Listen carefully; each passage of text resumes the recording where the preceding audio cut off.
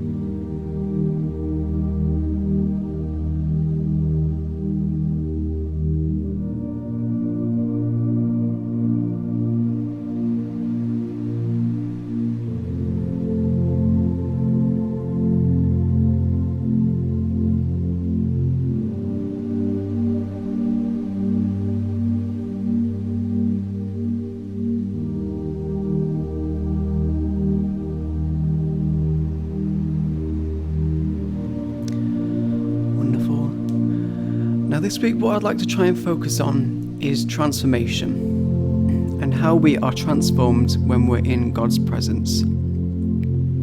A few years ago, I was at a Christian festival, and when we were having a time of silence, I had a chance to read the book of Jude. And it's only one chapter, so it's not very long. And at the end of the chapter, it says about God's majesty. And I wanted to take a moment to ponder on what God's majesty meant, what it means for us that God is majestic, that we can be in God's majesty. And after I said that to God, and I asked God, Lord, what does it mean that you have majesty? What does it mean that you're majestic? Moments later, the band started up again, and we started to sing the worship song, Majesty, which the lyrics are, Majesty, Majesty, your grace has found me just as I am, empty-handed but alive in your hands. Majesty, Majesty, forever I am changed by your love in the presence of your majesty. And what I'd like you to do now is to take a moment to reflect on God's majesty, to dwell on who He is as our God, the majesty that He shows through His actions and His love, and ultimately the majesty in His presence. And during this time, during this quiet moment, I want you to ask for God's presence to be with you. Invite the Holy Spirit here and ask Him to change you in the presence of His majesty. Ask Him to transform your mind.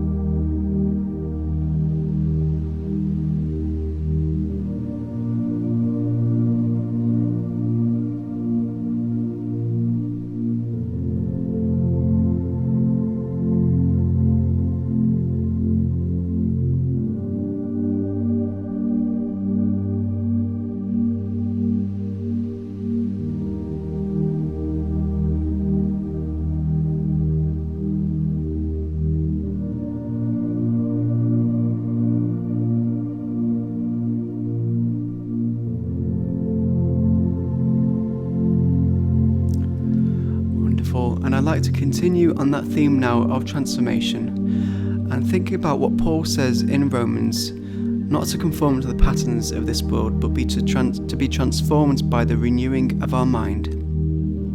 And I'd like to take the imagery now of a plant. Since over the last couple of months, I have been growing some plants, as I mentioned earlier. I love gardening, and I want to take that image of a plant, of a flower, of the roots, the stem, and then the flower head with the petals and seeds and any fruit it may grow. And I want us to take a moment to reflect on ourselves as Christians with that image of a flower, about our roots, our stem, and our flower heads and the fruits that we bear. And I want you to think for a moment, what is it that we ourselves individually are rooted in? Are we rooted in Jesus? Do we take our nutrients and our sustenance from Him? How do we grow with our stems? Are we growing in the right direction towards the sun? In two meanings in this circumstance. Jesus as the sun, that He is our light. Do we grow towards Him? And the flower heads, the beauty and the radiance that we shine as Christians, as ambassadors for God. Are we a good example? Are we shining a light and being a beautiful image as a Christian for other people to see? And then of course the fruit that we bear. Are we bearing good fruits as Christians?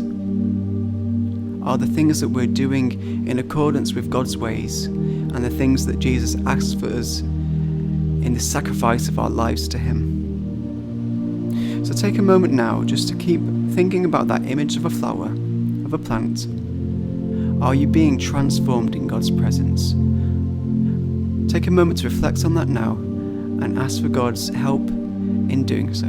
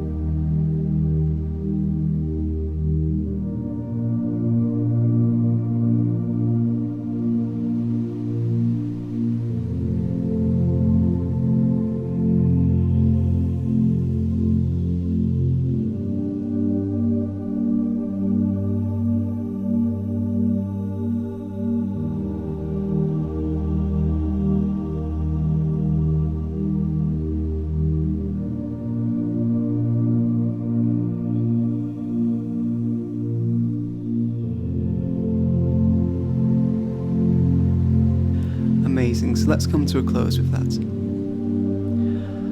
Now, I want to focus continually on that transformation that we're thinking about. And by doing that, I want to think about God's attributes and the attributes that Jesus reflects in His ministry and how we can apply it to our own lives. And I want to do this with something more tangible just than thought, but by smell, using our senses.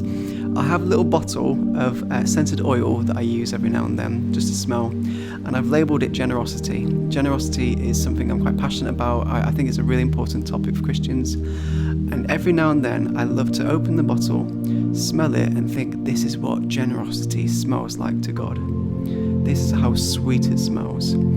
This is what it smells like to God when we're generous and when we reflect that generosity that God has shown us. So what I'd like to do now is find something in your house that's sweet smelling. If you need to pause to go and grab it, please do. Maybe have something around you. It could be a candle, it could be fruit, it could be a scented sachet or something. If you don't have anything around you, even if it's just chocolate, then you can imagine something that you love that smells nice, like lavender.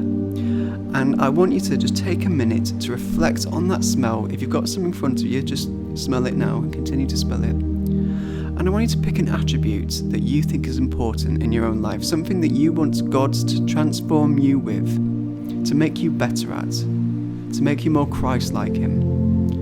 And as you smell this object, think to yourself, this is how amazing it smells to God when we show this attribute.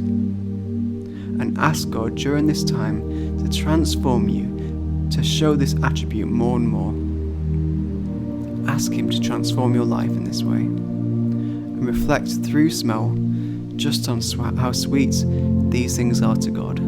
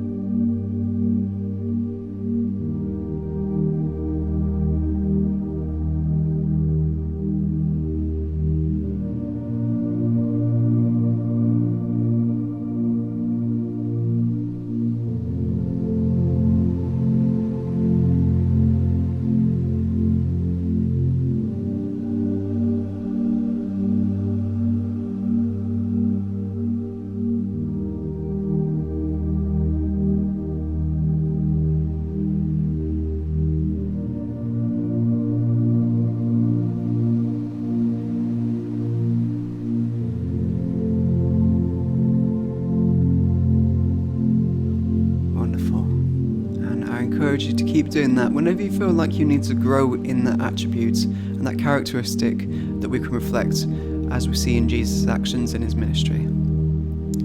Now, what I'd like you to do lastly is, if you have a candle nearby you, I encourage you to light it. This is another tangible activity that we could do, something that's not just in the mind. Find a candle, light it, and maybe you've already used it for the previous activity, which is great. If you don't have one around you, or you can't get one, then just look at the candle on the screen. And what I want you to do is look at the light and the warmth of the candle. If you have a candle in front of you, try and feel the warmth of it.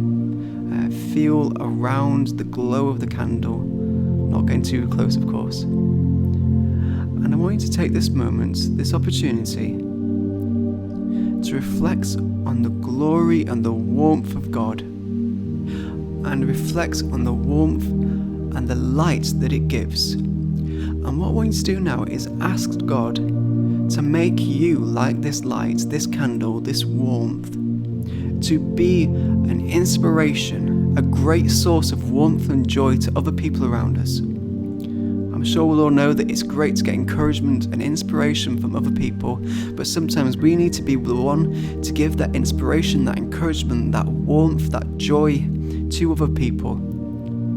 So look at the lights, look at the candle, feel the warmth, and ask the Lord, Lord, make me like this candle. Help me to be a source of joy and warmth to other people around me, and to be an incredible ambassador for you, sharing your love.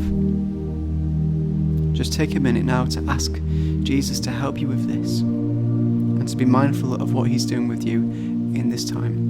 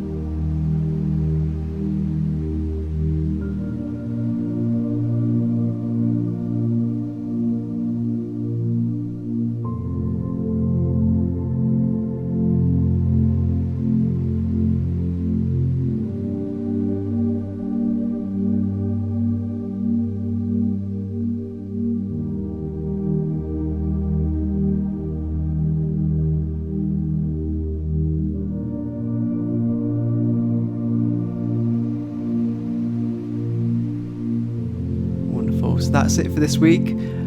I hope you've enjoyed it, and as always, please do use those activities during the week if you feel like you're struggling or you need some encouragement or some warmth. I hope you have a wonderful week. Enjoy the rain or the sun, whatever weather God gives us, and count it as a blessing. And I'll see you next time. Have a wonderful week.